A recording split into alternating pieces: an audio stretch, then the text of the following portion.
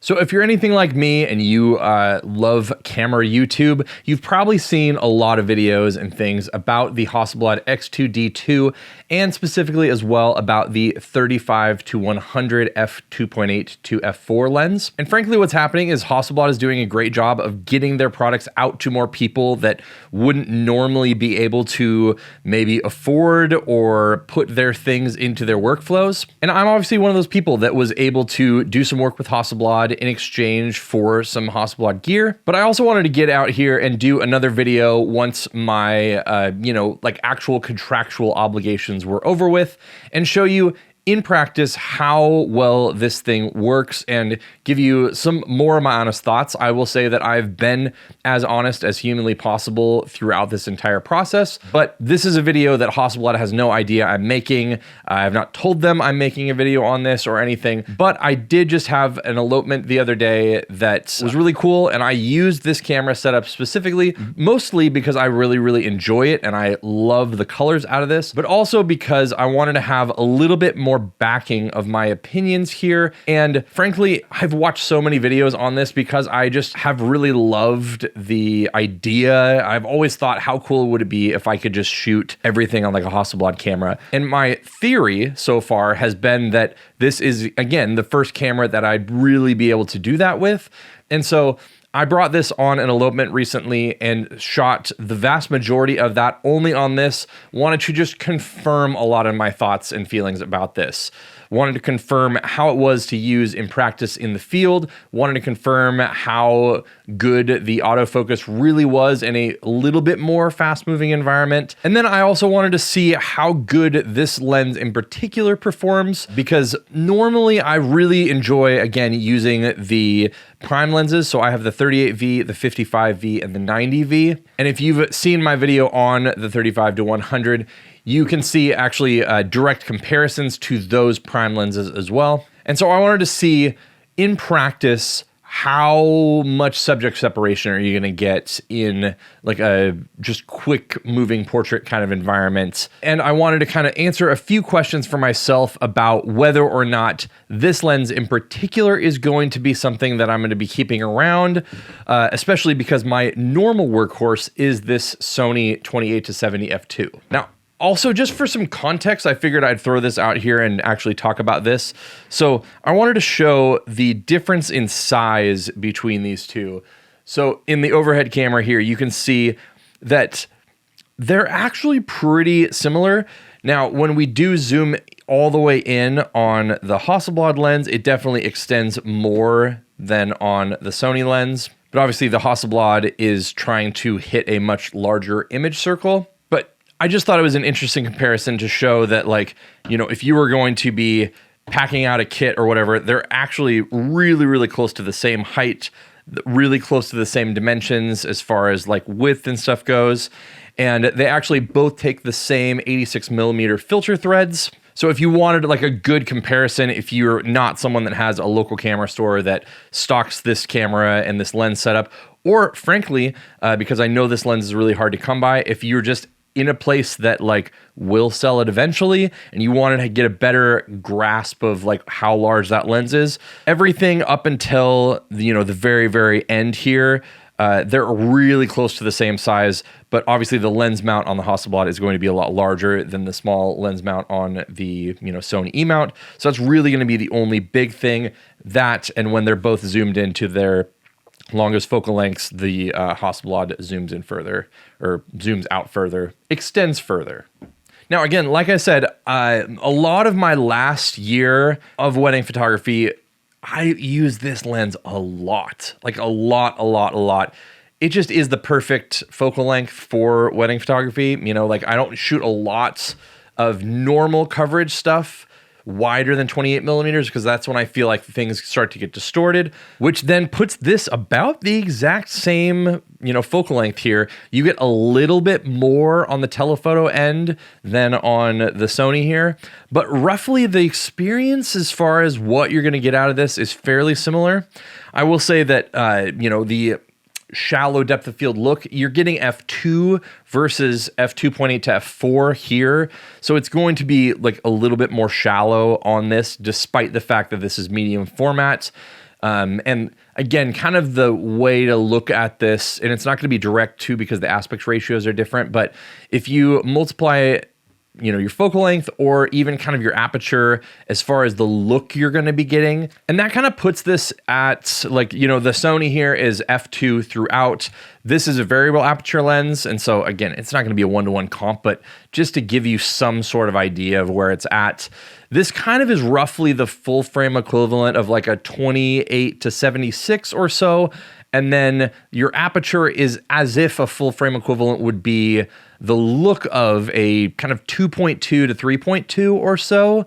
So you're getting a really, again, pretty shallow depth of field here. It's not going to be as pronounced as on the Sony here with the 28 to 70 f2. Obviously, the Sony is going to actually physically let in more light than the 2.8 to f4. That's not changing, but the equivalent depth of field kind of look is what I'm at least trying to get at here, because the sensor sizes are different, and I'm sure you can argue with me in the comments, but that's how it still kind of works practically, visually at least. Now, one of the things that I'm not sure if I mentioned in my initial video about the X2D2 was that one of the things that I did run into that I hadn't really noticed as much, because the other things that I've been doing were just more like still life stuff, and I did like a maternity session and whatnot. But one of the things I did run into is there is a little bit of blackout on this camera. The difference would be that if you want to shoot in 3 frames per second or whatever this gives you, which I don't do on really any camera unless I'm doing a specific thing on like the A9 III or something, but it reduces the camera to 14-bit mode,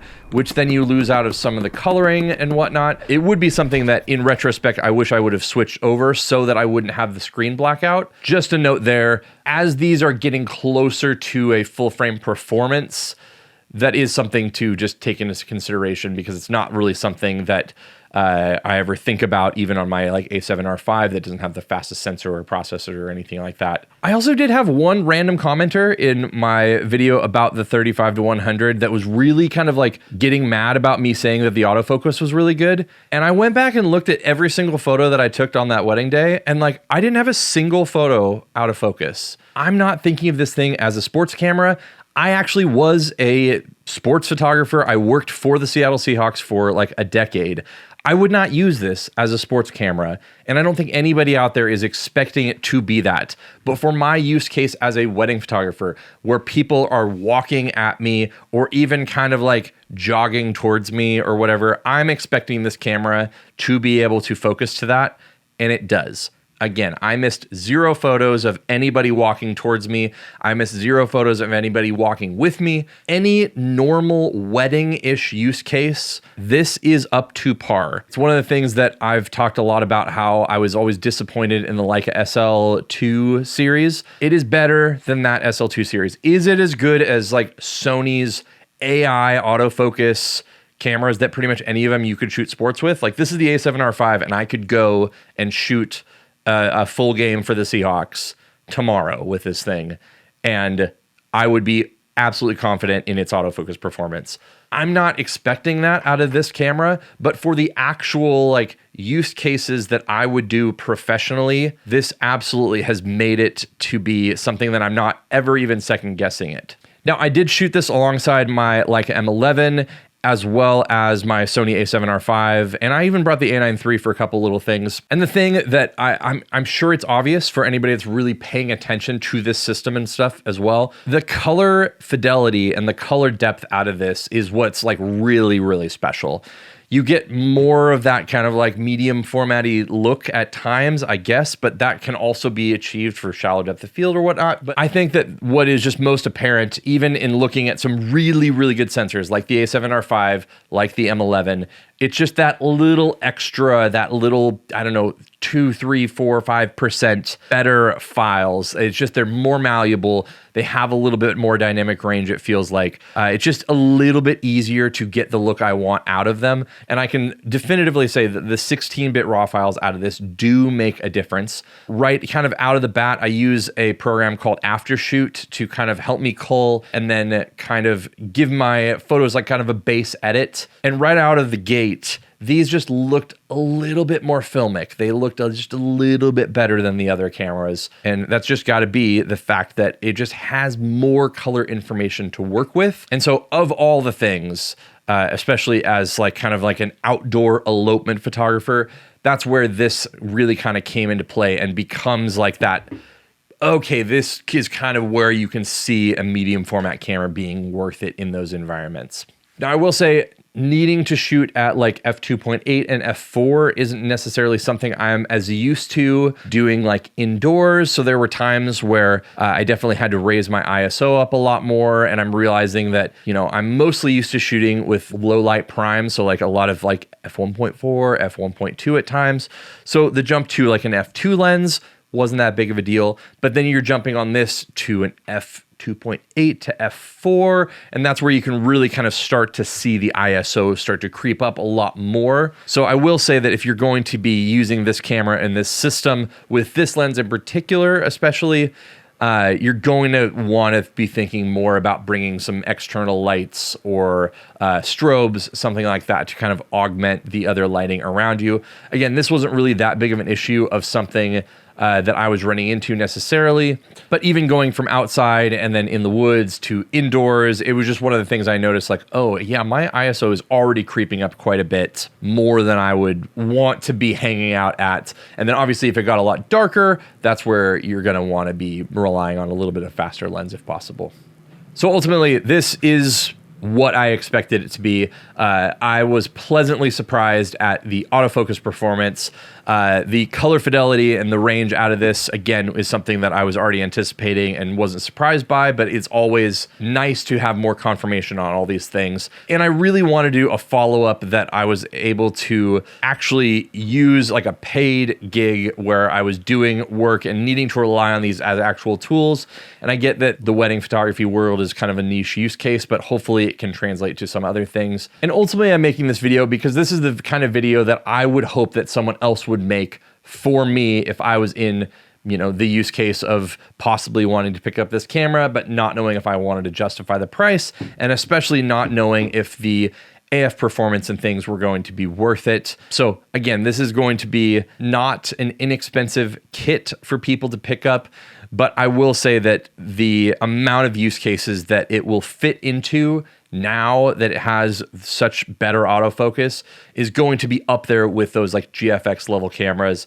It's going to be up there closer to like the SL3, SL3S cameras from Leica.